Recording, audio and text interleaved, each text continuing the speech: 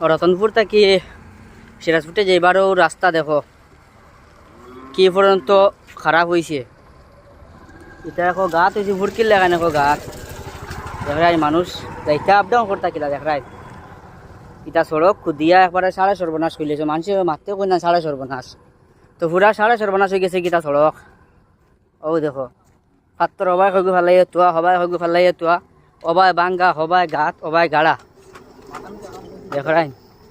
এটা রাস্তার অবস্থা এটা পুরা মানে কাহিল বাই আটিয়া তো যাইবার জায়গা না, ইয়া তো আটিয়ে যাওয়া যান না। দেখো হবাই দেখো না মেডেলিং গুন্ডাইয়া হবা থেকে হবা আর হবা থেকে হবাই দিছুন, আর ঘাত গাড়া হইছে না এতে কিটা।